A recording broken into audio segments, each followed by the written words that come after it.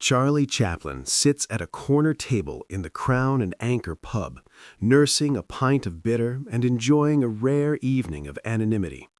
Behind him, Thomas Big Tom Murphy, a dock worker built like a freight train, gestures with hands the size of dinner plates. "Look at this little fellow here. You're too small to be drinking with real men." What Charlie does in the next 6 minutes doesn't just silence the pub. It proves that the greatest strength isn't in the size of your fists, but in the size of your heart and the speed of your wit. The Crown and Anchor Pub, East London, September 3rd, 1924. Friday evening, 8:30. The pub fills with the usual crowd of dock workers, factory hands, and local residents unwinding after another week of hard labor. Gas lamps cast dancing shadows across scarred wooden tables where men debate football, complain about wages, and argue politics over pints of ale that cost more than they'd like but less than they need. Charlie chose this pub precisely because nobody here recognizes him. The Crown and Anchor caters to working men who spend their evenings discussing practical problems rather than movie stars. Charlie comes here occasionally when the weight of fame becomes suffocating, when he needs to remember what life feels like without constant attention and expectation. At 35, Charlie has achieved international stardom, but tonight he's just another patron in a modest suit, sitting alone at table 7, reading a newspaper and enjoying the luxury of being ignored.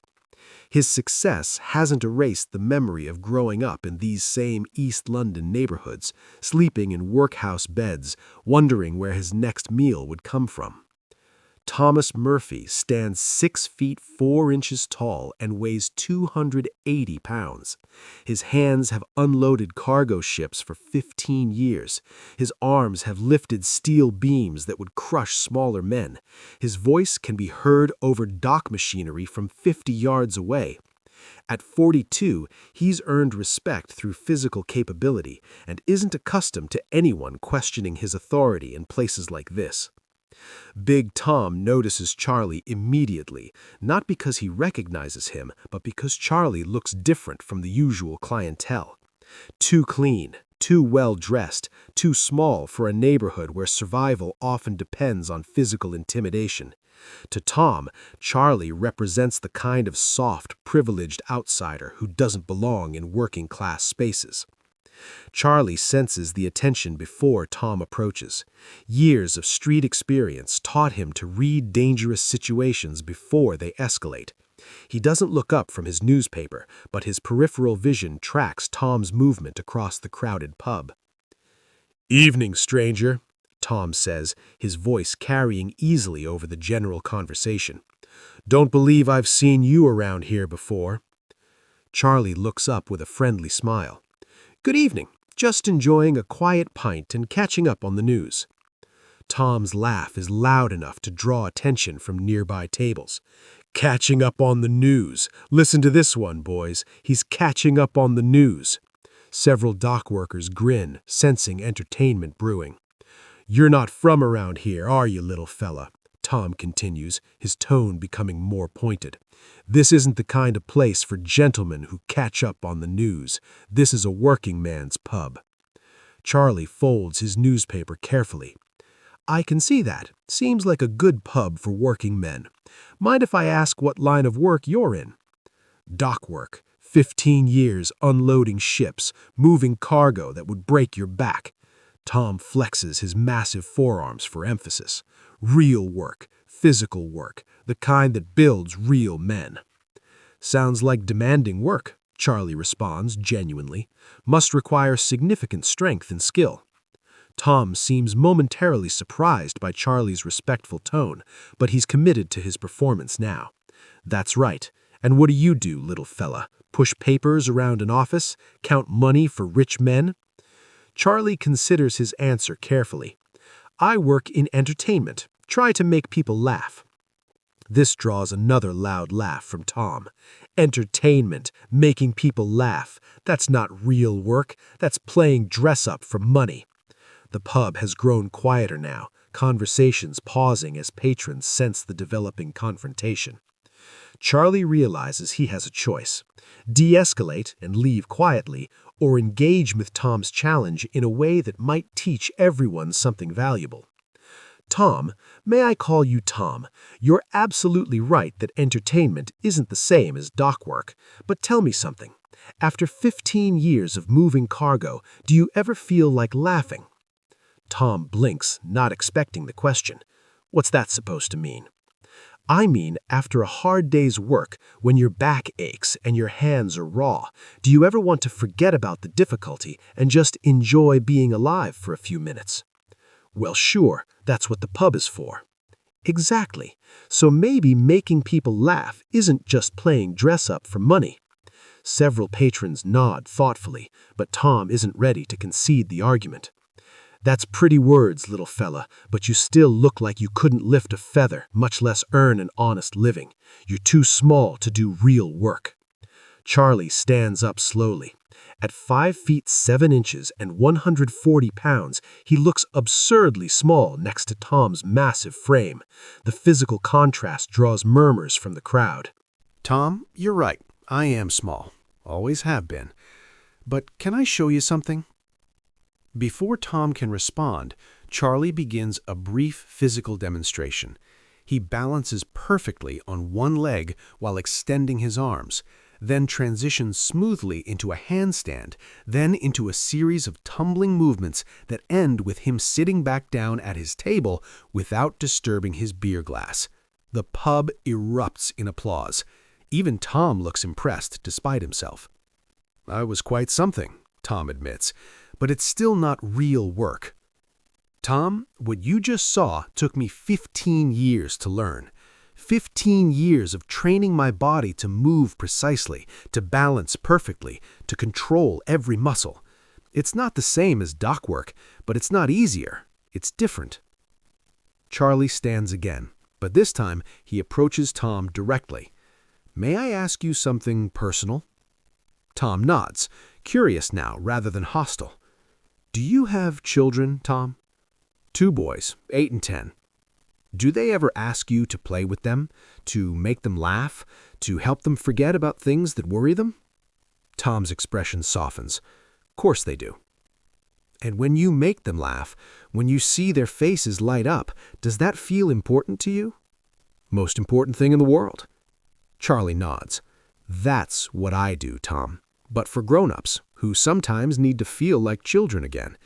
People who work hard, like you do, but who sometimes need permission to laugh at life's absurdities instead of being crushed by them." Tom is quiet for a long moment, processing this perspective. "Tom, you asked if I could do real work. Let me ask you something. Could you make 300 people laugh at the same time?" "Never tried." "It's terrifying.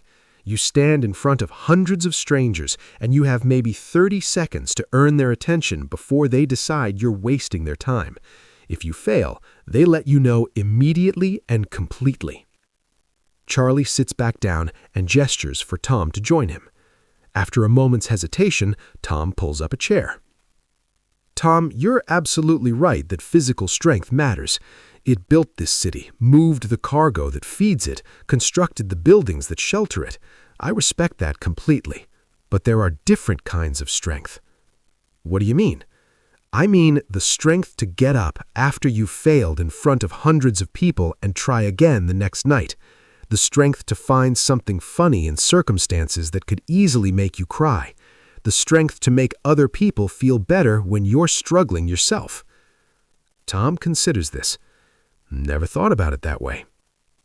"Tom, when your boys are older and they're facing problems you can't solve with physical strength, heartbreak, disappointment, fear about the future, what will you do for them?" "Try to make them feel better, I suppose." "Exactly. You'll use a different kind of strength. The strength to care about someone else's happiness more than your own comfort." Charlie picks up his beer. "Tom, I think you and I do similar work, just in different ways. You move physical things that need moving. I try to move emotional things that need moving. Both kinds of work matter." Tom extends his massive hand. "You know what, little fellow? I think I might have been wrong about you." Charlie shakes Tom's hand, his small fingers disappearing completely in Tom's grip. "Tom, can I tell you a secret?" "What's that?" "I actually agree with you. I am too small for a lot of things, but I learned something important. Being too small for some things doesn't mean you're too small for everything. It just means you have to find the things you're exactly the right size for." Tom laughs, genuinely this time, not mockingly. "That's pretty wise for such a little fellow." "And Tom, you're absolutely right that this is a working man's pub. I'm glad you let me stay, because I'm a working man too, just a different kind."